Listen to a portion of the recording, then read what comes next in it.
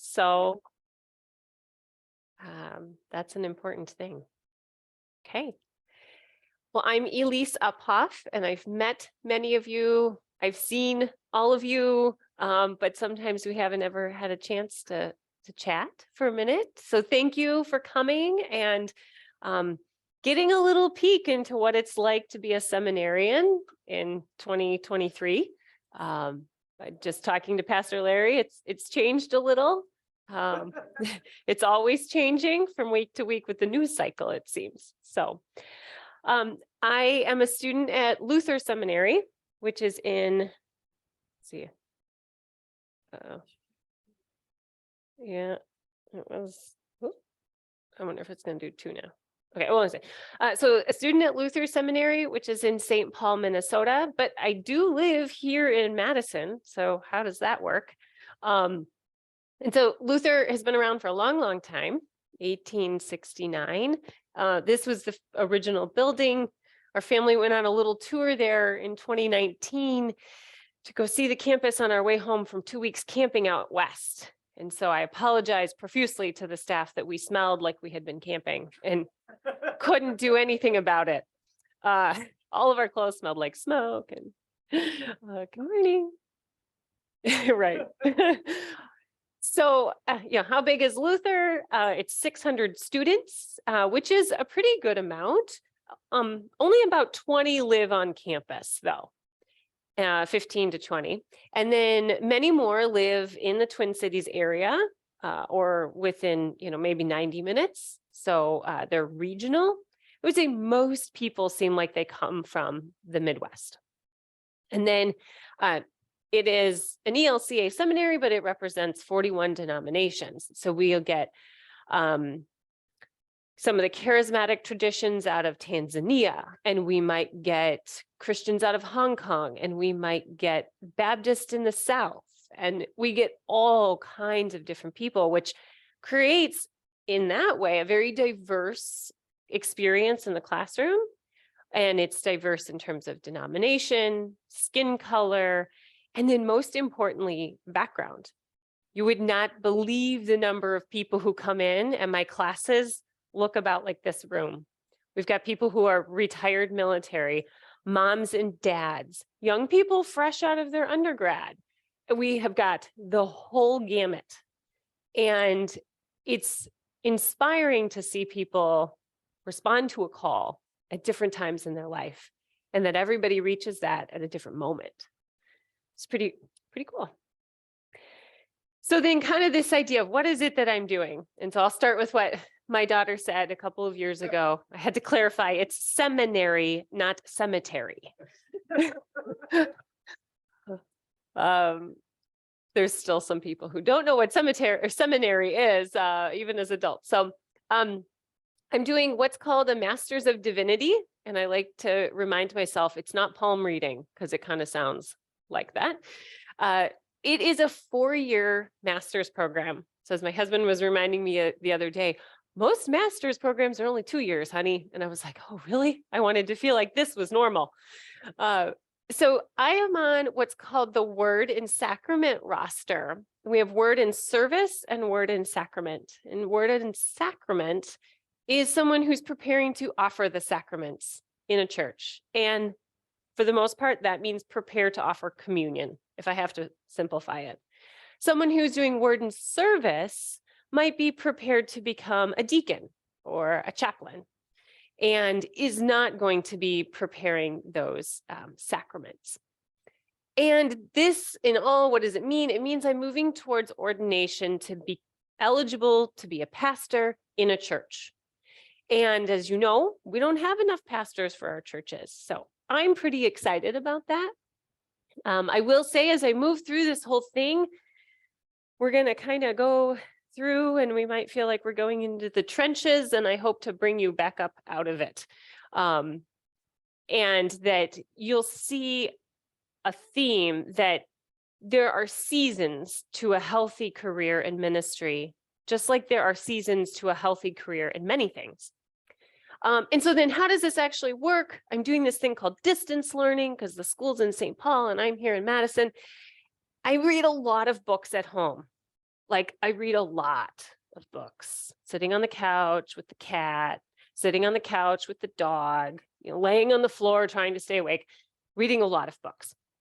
We do video lectures and we email in our papers. We have Zoom classes. This semester I have, oh, come on. We have Zoom classes, and then I have these short stints of in-person sessions in St. Paul, usually at the beginning of each term. And I don't take classes in the summer because I've got my kiddos home. But so for me, that means I'll pop up there at the beginning of the fall, middle of winter, and middle or beginning of spring. And so I was up there for a week in January, and I was just up there for a long weekend in February. Any questions about that? Yeah. So just to get a picture, when you go up there, is it like, not like college where you might have 3 or 4 classes in a day? Do you like do all day for that week, kind of, sort of? It is like 8 to 5, one class, and we just dive in deep. We call them intensives. Thank you. Yeah.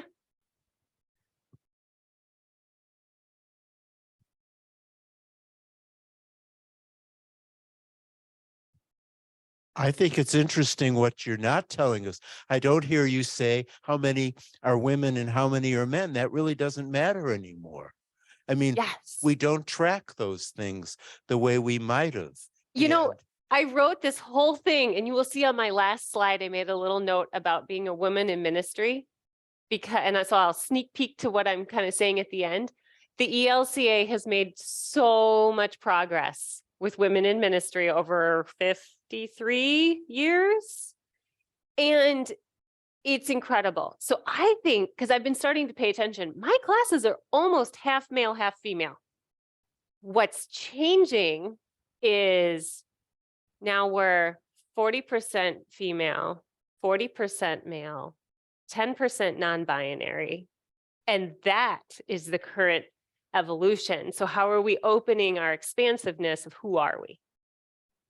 Yeah.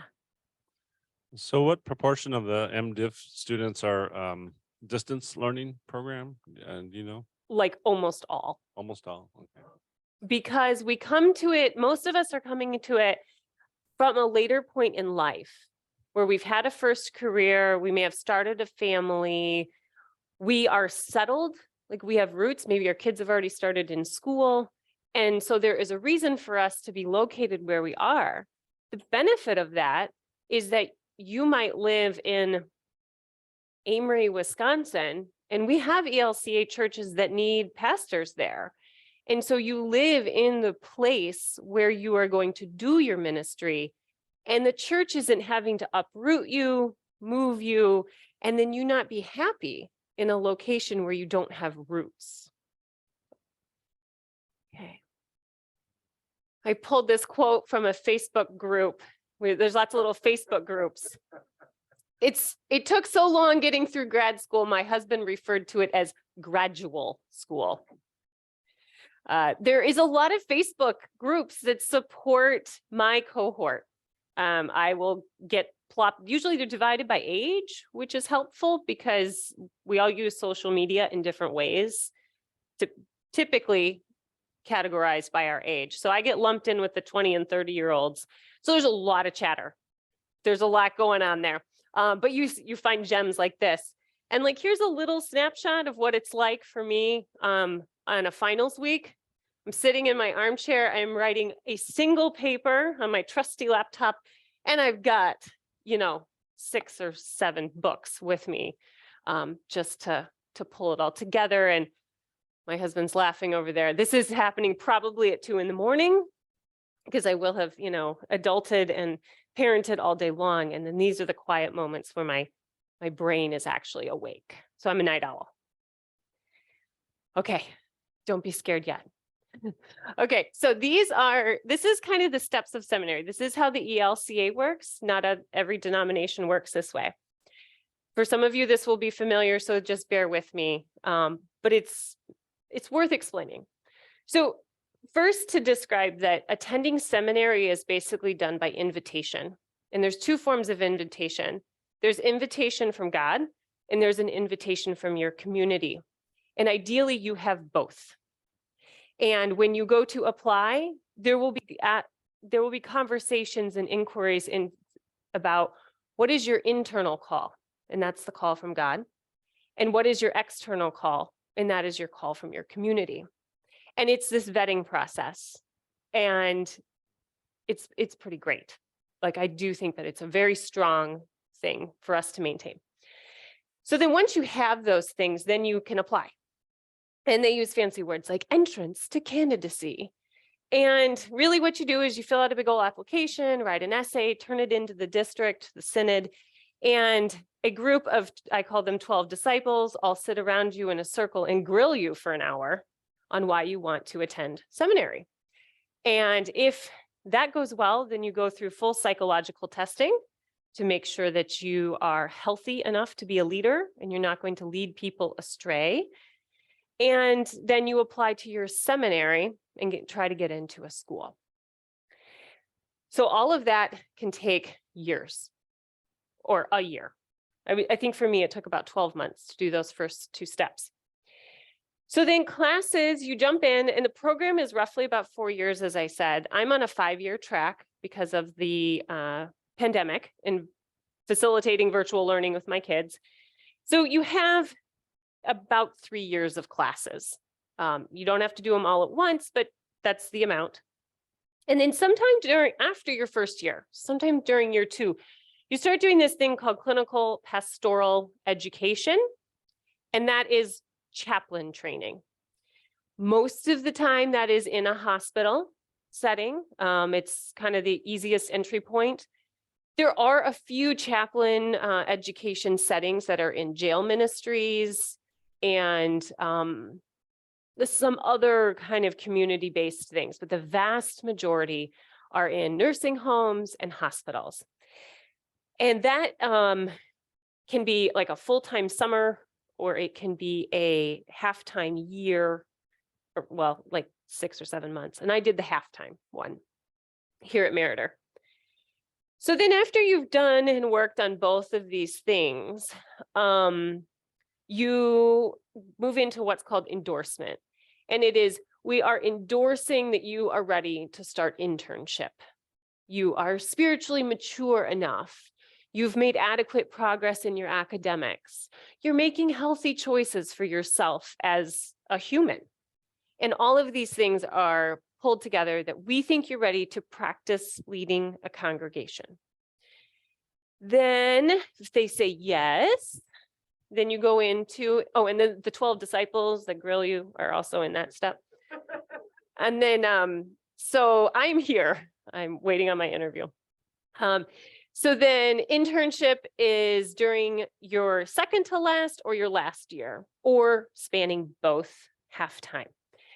And they've put that out there so that there's flexibility for folks. You know, if you need half-time because you also need to work, because you also need to pay the bills, that's an option. And then, oops, I copied it, but that's just not supposed to be there. Okay, and then after you've kind of done all of your academic pieces, then you can graduate, like regular graduation from school, and seek what's called approval from the synod, which is another one of these, you know, interview and write an essay processes to your district, to your synod. And if all of that goes well, basically you become ordained. That's all happening. Graduation, approval, ordination is all happening in here. And then they will assign you to a congregation for 3 years. This one is really hard to bend the rules on. And so this is a big deal. There's friction between graduating students and what first calls are available to them where they live. And is your church well supporting of a brand new pastor, or are they looking for someone who is affordable? These are hard things that we're dealing with. Okay, so cost. I mean, school costs something, right? So Luther has what's called the Jubilee Scholarship. And so tuition at Luther is over $11,000 a year, and the scholarship covers all of it, which is amazing. I've talked about people are coming into seminary from points later in life and don't have $50,000 to lay down for a graduate education. And, you know, pastors don't get paid that much. So paying off those student loans gets to be a burden. And how can we have a leader of a church who's not financially healthy? So this is a huge deal, that a lot of the diversity that comes to Luther Seminary comes out of having financial security. It's a big deal. So then some of the other costs, this is an amazing number to me. I spend about $800 a year on books. And I buy as wisely as I can. I buy used copies, digital editions, you know, I'm open audiobooks if that format's available, just to mix it up. So I choose the least expensive option.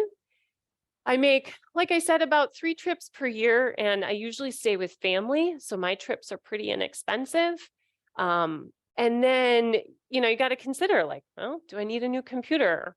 Is there childcare I'm incurring just to be able to study? And so then those odds and ends get paid for me. Bethel Lutheran downtown has a significant scholarship. St. Peter's in Fenimore has a scholarship that goes out every year, no questions asked. You just get a check in the mail if you are in the synod as a seminarian. And then the last couple of years, interestingly, we all got US stimulus funds. Money was given to Luther Seminary.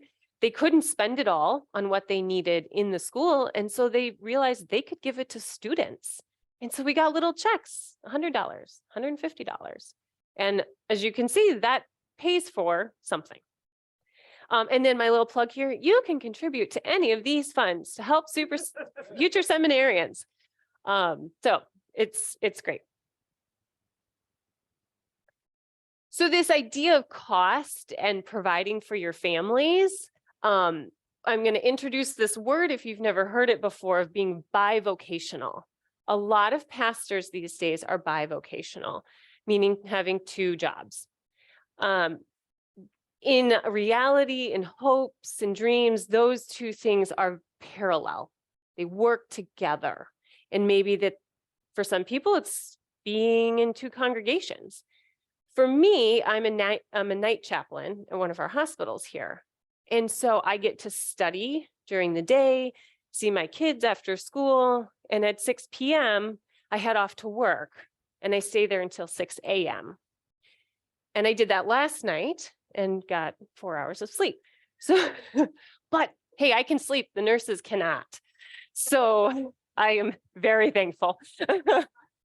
And, you know, I don't want to paint this as a burden, because really what it is we're looking at creative ways to learn, practice ministry, enrich our lives, and sustain our families.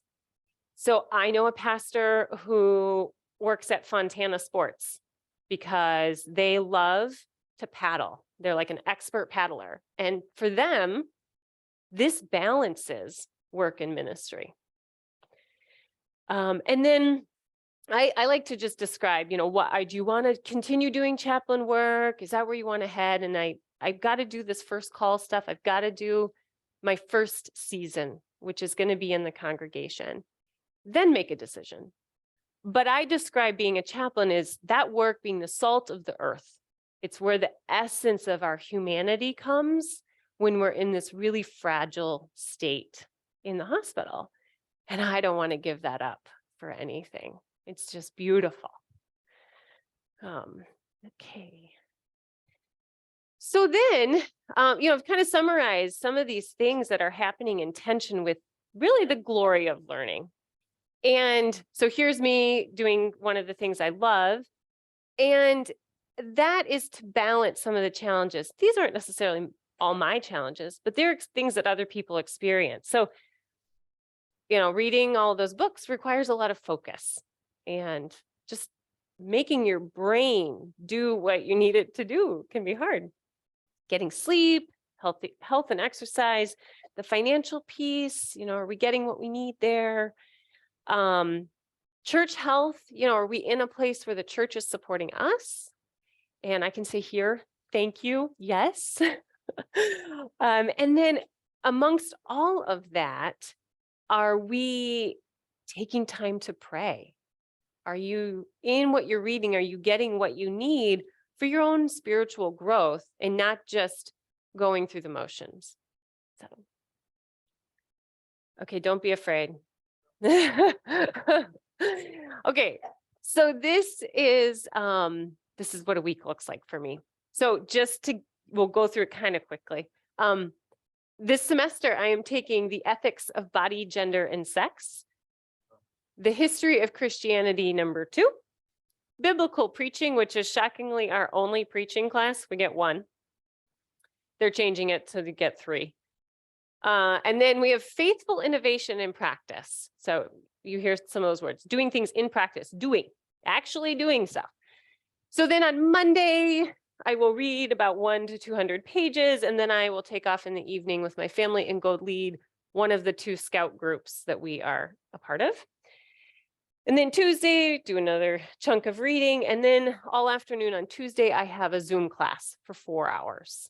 It's a big class. That is the gender class. And then Wednesday, again, get through 100 to 200 pages of reading. And on this day, I need to write 250 words, which is about a half page on probably what I read these 2 days from one of my classes. And then Thursday, I'm going to keep on reading. This day, I have a full page. I have a 500-word essay that's due for another class, and I have a 4-hour Zoom class. And then Friday, continue reading, continue writing. Saturday, hopefully I got everything done, but if I didn't, I'm wrapping it all up. This semester, you probably noticed that things are kind of stacked to the end of the week, and that's been making me kind of nervous because I want my weekends. And then often my night chaplain shifts will happen on Saturday night. So I'll leave home, like I said, at 6 and go to work. I'll come home Sunday morning, come to worship, and hopefully have some family time. And it's full and busy like a full-time job. And I'm sure that this reflects the demands of a lot of people's work life. Mine looks a little different right now. Any questions about this? I feel like we've covered a lot. Yeah. You still have to learn Greek? Yeah, we Greek do. and Hebrew. We do. We get 1 semester of Hebrew and 1 semester of Greek. I know in past it was more intensive and a lot of rote memorization. And interestingly, the way it's taught now is 10 weeks to teach you how to learn. And so we're going to teach you the mechanics of the language so that you understand the mechanics. But it's really on you as you go through ministry to learn and apply those mechanics. So we have this great software where it'll pull up the Greek or Hebrew word, and I'll say, oh, I understand that ending means past, present, or future. And I understand that this ending is male or female. So we learned the mechanics of the language, but didn't have to memorize it. If anybody has done master gardening training, it's a lot like that, where you learn how to learn about plants, but don't just memorize all the Latin names. What percentage of students that begin actually finish this? That's a good question. More than half. I was actually making the observation the other day that the people I'm in class with are a slightly different cohort than I had been with in the first couple of years, because I'm making pretty solid progress. There's a lot of people who have to work more, and so they can't take as many classes per semester. And so those folks are maybe on the 7 to 8 year plan. You have to finish in 8 years, but they understand that some people have to sustain themselves financially and take it really slow. Do you have an advisor at the SEM that follows with you through your whole course of study?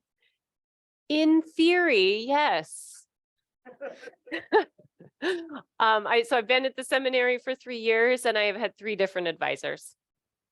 So there's been a lot of transition and it's no one person's fault. One person retired, bless them. One person took on an amazing position teaching Hebrew at an even better school. It was great. So now I'm on number 3. And then we also have an advisor at the synod at with the 12 disciples. And my first one went on sabbatical, which was, she needed it. It's really great for her. Now I'm on to someone new. So it's the flow of life. Um, What do you do in your spare time? I do this. I love to go mountain biking. Our family is super active. So we ski in the winter, we sail and mountain bike in the summer. We like to camp. I like to garden. Basically, if it's outside, I just try to get outside. So in the summer, I'm like a totally different color because I turn brown. So, but it's to balance all of this, I have to move. After this much reading, I don't want to read anymore. So usually late summer, I'll pick up some novel that's so mindless and enjoy that. But the rest of the year, I don't really read. So, okay. And this is my thing of pause. It's going to be okay. Like, this is a lot. So I do truly believe that working and studying from home means learning and doing concurrently. So if some of you remember the show, The Biggest Loser, I think it's even still on. Some of the early contestants would come in and they would have these big body transformations on the show. And then they would go home and they would gain back all the weight and all the unhealthy habits. And so as the show developed, they realized we have to teach people how to be healthy in their homes and in their work schedule and in their school schedule with their families present. So as the show evolved, they injected more and more of that in. And so that's kind of like what's happening is we are learning about ministry while living in our lives so we can do a better job of balancing it and practicing. And so the idea of it all being that ministry, maybe more so than other things, requires lifelong learning. There's this constant examination of yourself. There's this kind of moment where we allow the word of God to come through us, but we are not the word of God. And it takes a lot of self-work to make that separation and make sure you're being faithful to your congregation in that way. And then, you're always going to be balancing. And a lot of families experience that already today. So that's par for the course on that one. I'd like to tell you a little bit about the chaplain training. I think it's very interesting. So this is at Meriter. As I said, these are mannequins. They're not humans.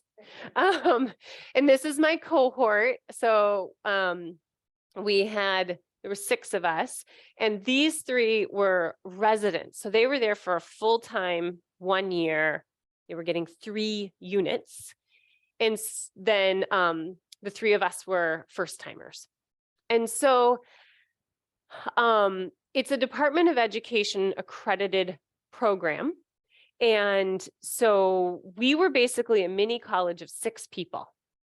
And our supervisor who took the photo, he had to go through accreditation and do all the programming. And it was a big, big job. And so once you get to you can take as many units as you want. You could take 6 or 8. You can just become a lifelong chaplain learner. But after 4 units, you can apply for board certification. And once you have board certification, you can work as a full-time chaplain anywhere. I'm pretty sure you do not need to be board certified to be a military chaplain. They have their own officers training. And so you go through military chaplain training. And this gal in the red pants just finished that. So she did her year at Meriter, and then she enlisted with the Air Force and is going to be a chaplain in the Air Force. My training was in the NICU and on the heart and vascular unit. I mean, obviously the NICU is a high acuity level of care. And then the heart and vascular is basically the step down from the ICU at Meriter. Yes, NICU is the neonatal intensive care unit.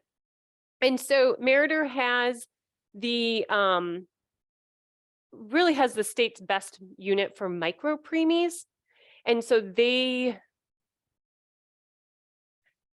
doctors would like to support babies 24 weeks and older. The state law and medical literature can support down to 21 weeks. I do not think that Meriter has had a 21-week baby survive. So a lot of the time you're in antepartum working with families who are right on that cusp. What do we do? How do we talk about this? So I loved it. And I know that for a lot of people, that is just no way, don't let me be in here. And for some reason, it was very life-giving to me, even on the worst days. And so now, doing my night chaplain work, I support the entire hospital, which includes the ER and the ICU, which those are ones that you're just going to wake up all the time and through the night and go support them. And then prior to 10 p.m., you'll do some patient visits, and that's often palliative care patients. And I will admit that I am still learning a lot about chaplain palliative care work. There are very specific methods for supporting people who are chronically ill, who are in positions where the end is in sight. And how do we talk about that? Where is God present when maybe things aren't going the way you want them to? And then I still do a lot of maternity things. My colleagues will make lists for each other of who to go see. And so they'll send me lots of maternity families. And then if anybody is like interested in the psychology stuff, we did a lot during this education piece. We learned about family systems, Maslow's hierarchy of needs, Karpman's triangle, nonviolent communication of feelings and needs. And then we process and explore all of this through case studies that we write. And you do a lot of processing as you do the writing, and then you share it in the group. And then this group talks about what went well and what didn't go well. A lot of self-examination. So. Okay, and so then kind of back to the seminary classes, going along this idea of the coursework is what have been my 3 favorite classes. I did a class on the theology of cancer. It was all virtual during the pandemic. And we were all really proud as a class that we made it to day 4 out of 5 before we all started crying. So to kind of summarize that class is there a why in cancer? Can we ask why? And then how can we meaningfully support families and patients with the disease? And then how do you face God, and what is your relationship with God in that situation? And it's complicated, and there's not good answers. And a lot of times just the barrenness of our soul is exposed, and we can just be there with patients. So it's really meaningful. And then this semester, I'm in the ethics of body, gender, and sex. And I just actually copied this out of the syllabus because I don't have enough to articulate it myself yet, is that we're exploring the societal constructs around gender and human sexuality, including spiritual and ethical dimensions of hospitality and loving one another. And I can say that I think everybody in my class comes from an RIC, a Reconciling in Christ congregation like ours. And so the conversations have been very candid and open, and it's been refreshing. And then one that I took last semester, and I'm taking the follow-up to it this semester, is this missional work, leading congregations in mission. And so this is the practicing with hands-on tools and exploration of techniques for engaging in communities like out there, and then deepening our practice of faith here, and then learning how to ask, where is God already working? And it's just awesome. I just have to start teaching you the class to to do it all. One thing to say about this one here is that, never mind, I'll say it on the next slide. Okay, so then about the coursework and about kind of, if I were to summarize what is the tone at Luther, it's kind of like this. A humble Christianity sounds like, how do my beliefs make me more capable of loving others? Not, my beliefs make me an authority on truth and morality over others. So Luther is much more in this idea of, how can we become more and more capable of loving the neighbor? Who is the other? Okay, so what are some hot topics? And I love to hear sometime what Larry's hot topics were, or Jeff's, right? So right now, and these are big hot topics that you're seeing in the news. Who was it? Karl Barth said ministers should have the Bible in one hand and the newspaper in the other. And I would say that is super true right now with how media courses through everything we do. So the ELCA, I hate to tell you, is very white. Very white. We are the whitest denomination in the US in mainline Protestantism. And so then how can we become more aware of our cultural practices? We do things every single day that define us and our meeting in this space as white. And, it's culturally appropriate for us, but what is that like for someone else to step in and experience that? So we're asking those questions. How can we meaningfully connect with our BIPOC communities, biracial and people of color? Connecting with them does not mean colonizing, converting, or conquesting. And so what is meaningful connection? And then where is God calling us? Are we hearing the call of where to engage? What they need, not that we're going to come in and say, you need this. So then the other big one, and this has been a big one in the news this week, the LGBTQIA+. Just like we started talking about how women in ministry has really blossomed, I think that the RIC framework is doing good work.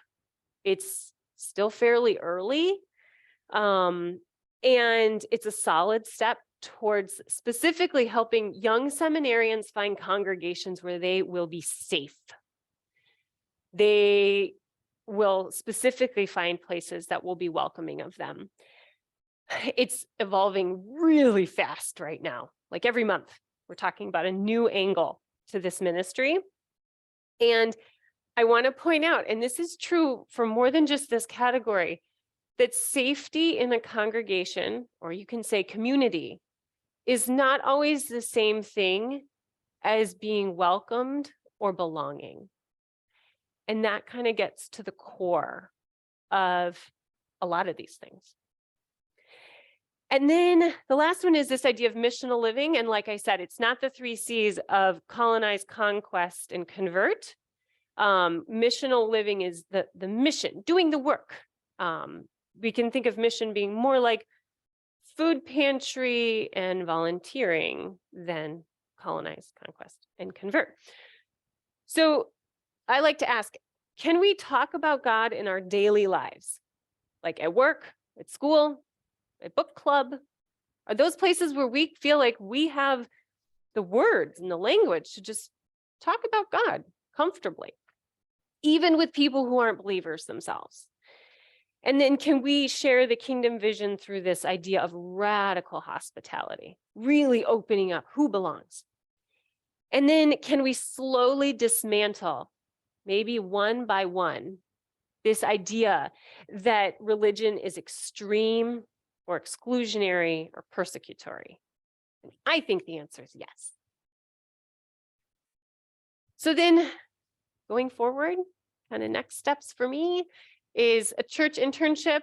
We're in the works for me to do something here in Dane County, which is awesome.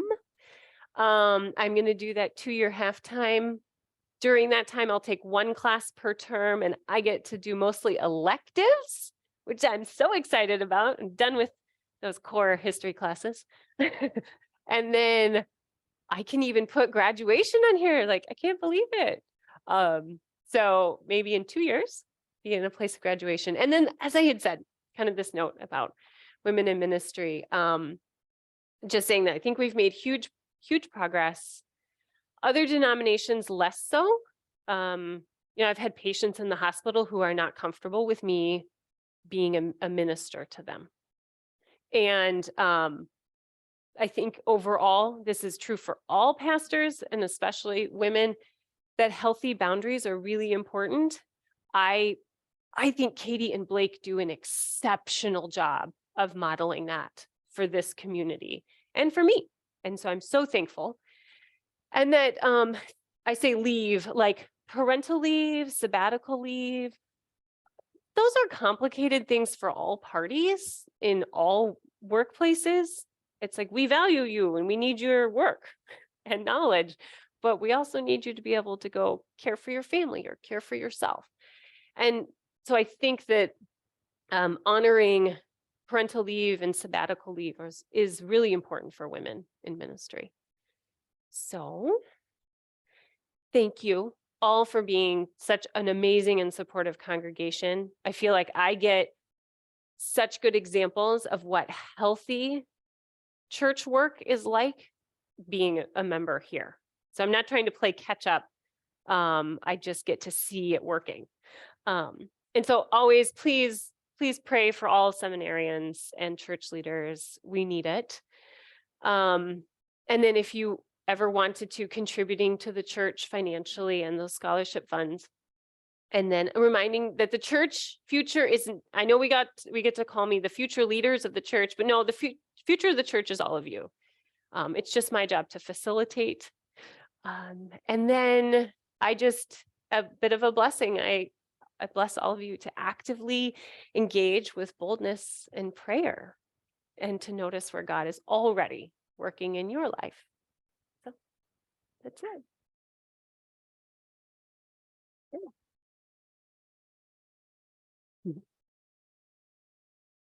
And we've got time for some questions if you don't need to run off. It is 9:58.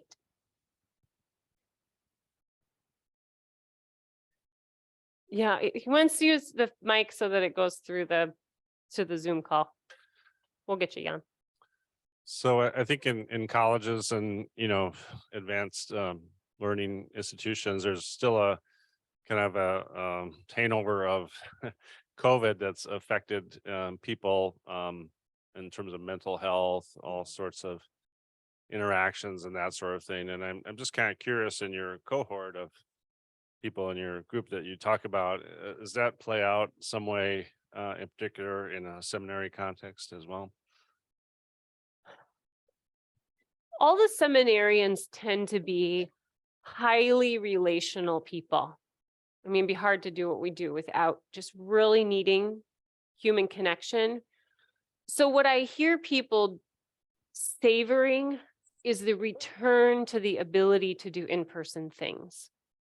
So it's the ability to come into church and see each other's faces. And it's the ability for us to go to school for those intensives and have those, like we did intensives on the computer, but we didn't have the shoulder time, the time before class, the time after class, the time during the break. And those are the richest moments. So I think the holdover is still that it's so good, we're afraid it's going to go away again. It's this bit of trauma, scarcity mentality. So, yeah. Yeah, can you give us an idea of like a typical night at Meritor and Yeah. the things you see, and how do you feel how do you help people in that way? Yeah. So I'll get there 5:45, and the day chaplain, one of the day chaplains, spends about 15 minutes cueing me into what's going on. And I will get a list of usually 5 or 6 people.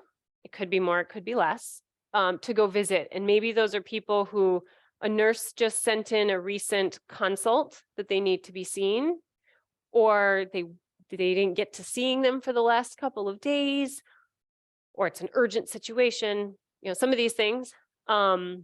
Or it could be a watch, and the watch is typically end of life. We're not sure what's going to happen, but just have it on your radar. So there's my list. And then it's about 6:15 or 6:30 after I've looked through charts. We do use Epic. We can see everything that the doctors and nurses can see. And we also input our notes into the charts there. And so they get treated holistically as part of a patient's care, which I think is very important. And so then from about, say, 6:15 to about 9:15 of 3 hours, I will make patient visits. And a patient visit can be 5 to 10 minutes of prayer and charting that you went in and you prayed with them, or it can be over an hour of conversation and prayer and more conversation and more prayer and working with their families. Sometimes you have something called a family meeting where the family has gathered to discuss treatment options with the doctor. And you might sit in on that and offer perspectives and reframing. The vast majority of what we do is active listening. So I hear a patient say something about being estranged with their siblings over conflict in care for their mother. And part of it is holding that, saying, this is a lot that you're holding. How are you taking care of yourself? And just to be able to name that what their experience is heavy and a lot goes a long way to feeling seen. And then we will respond to urgent things. So I would say last night was fairly typical. 11:30, I got a page to attend to a patient who passed. And then at 2 o'clock in the morning, I got paged to the ER for someone who fell a very long, it was very silly. Don't drink and do weird things. Someone like fell off a wall, basically. Yeah, and so then, you know, supported that person until their pain management kicked in. And maybe in that case, it's like, yeah, okay, breathe with me, just like you would with a laboring mom. And then go to sleep and wake up at 5:45 in the morning and do the 15-minute handoff to your daytime coworker to fill them in on what happened overnight. So there's a lot of human touch points. And then through the night, we might check in with staff. If we see a staff member who's upset or we hear a conversation, we have a whole process for doing chaplain debriefing and chaplain work with staff. And it's like this special program so that we make sure our staff members are healthy.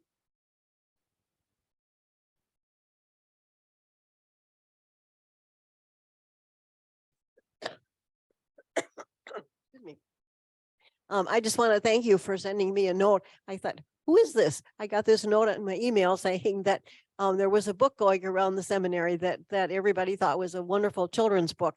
And Elise thought about the library, thought about me and sent me an email. And I really appreciate that. I can't for the life of me remember the exact title. Eric might be able to. Eric and I were just talking about it. It's a great book for everyone to check out. It's called God's Holy Darkness. And it gets at this idea that darkness is not bad. Black is not bad and white is not good. And that there are many scriptural incidences and stories where the darkness is holy. And that those are really important things for us to bring up and look at so that we don't start making these, you know, dichotomies of black and white. So yeah, thank you. Elise, Yeah. just a few comments. Gail Perberg and I were at one time serving as one of those 12 disciples Thank you. that everybody hates. They have been well-meaning and appropriately challenging. How about that? Well, I learned several things from that, I think, for myself. And one is that I'm very proud of the Lutheran Church and the way they prepare people for ministry. Yeah. And the way in which they make sure that seminarians are mentally and physically healthy. Yeah. for the job that requires some testing out and so forth psychologically. But I think given a lot of problems we hear about in the church, Lutheran Church does a very good job of that with their seminarians. The second thing I think I learned from being on that was how much I think that seminarians today are the top of the class. I really think the church future is in very, very good hands. I'm highly impressed by the seminarians and by young people and or any age group person who is entering the ministry today. And I just want to thank you for that. Thank you. One just thing I think of on that is, we talk about church membership declining and that churches have to combine or close. And we use these words that the church is dying. The church isn't dying. The church is changing. And change is really scary. And change doesn't always go well. But I have confidence in what this new church is. And so I think we're in a moment of baptism. We're in this moment of rebirth. So.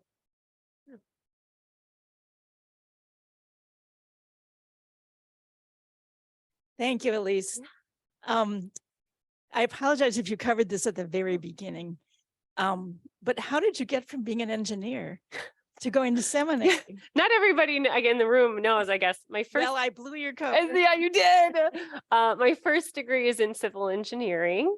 And to sum it up really short, this idea of sitting at a computer, working on a computer all day, and looking forward to a really boring meeting at 3 p.m. as my opportunity to interface with humans, I couldn't do it. And we had family things with the kids, and it was like, no. So I had actually been considering attending medical school and was taking steps to apply at UW. And then that just kind of imploded one day. And when I said, oh, maybe I'm not supposed to go to medical school, I got this feeling of peace that just filled me. And I was like, darn it, that is not the answer I wanted, but okay. So that way I kind of moved on from that and just said, all right, I'm back to square one. What do I want to be when I grow up? And then one of our pastors sent an email and just said, hey, have you ever thought of going to seminary? And I was like, yeah, right. And I said, but I'll pray about it. And I was thinking, because that's what I'm supposed to say. I'm very, very sassy. And so, so I prayed and it was the kind of just like constant going prayer of just thinking about it and lifting it up, this idea. And then one day as I walked through the doorway of our bedroom, it was like this old movie of like slides laid out in front of me in sequence, all these moments of faith in my life from when I was little up to that moment where I had the sense I was standing on a stepping stone and I could see stepping stones out in front of me. And the message I got was, this is the next step. And so that was my internal call. And at that moment, I also realized I'm only ever going to get one step at a time. And so I talk about this journey and I talk about seasons because I don't know what's next and I can't choose it. So, I had my internal call after probably 3 or 4 months of prayer. And that preceding that was my external call from one of the pastors. Yeah. This isn't a question, but I would like to thank you for your role in building community here and personally healing me. That remember that night you had where you helped us all prepare 4 different meals to put in the freezer and make later. And I just found that such a moving experience. And of course, on a practical level, it was wonderful to have meals already made in the freezer. Right. And it was at a time that I was going through some really hard times. So, Oh, good. Thank you. yeah, you're welcome.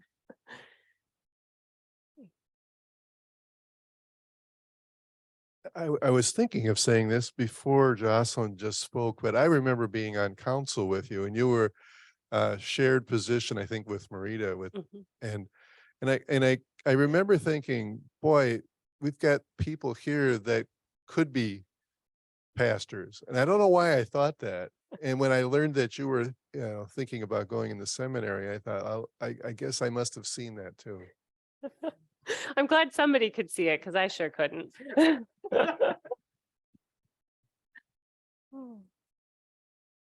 Well, and I am in no rush. If you want to grab me for a few more minutes, you can.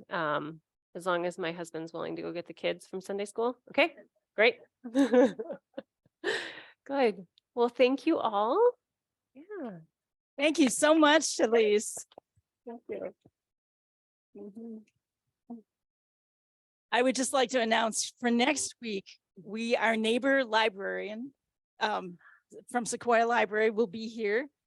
And she's going to be speaking about lots of exciting things happening at Sequoia and the whole library system.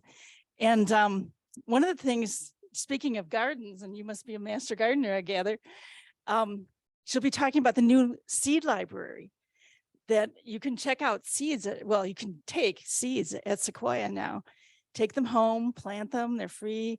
And then eventually, if you get more seeds back, you can return some. And there's a program called Playaways, where if you don't, like I'm in the book club here, and if you don't have access to technology in your own personal life, you can borrow a book on an audio book and the player to use it. And she's going to talk to us about that. There's a new program that I think it's called Canopy, but I'm not sure, where you can check out movies for free. Pretty current movies that normally you'd have to pay a lot for. So I think and she's spoken here before. She's a very dynamic person, Abby Ryan, and we look forward to welcoming her. And Abby, I've interviewed Abby for my schooling. Abby's husband, I didn't know this. I'm going to out Abby's husband here. Abby's husband's name is Christopher Beaver, and he goes to school with me. Huh. And he is a seminarian. I'm trying to remember if he's ELCA or Methodist. I can't remember. But Yeah, I don't know. I do know she went to St. Olaf though. Yeah. And Maybe ELC. I think they are ELCA. I think they are. But Well, that's really cool. Yeah, she seemed very interested in Midvale. Yeah. And I think she brought her child, I can't remember if it's a they son got or a daughter, little book. Yeah. to summer school, Vacation Bible School. Good. So anyway, I think it's good to get to know our neighbors, and I hope you'll all come and have lots of questions. And thank you again, Elise. This was really terrific. Thanks, Jesse. Oh yeah, daylight savings time. I have a long history of forgetting, so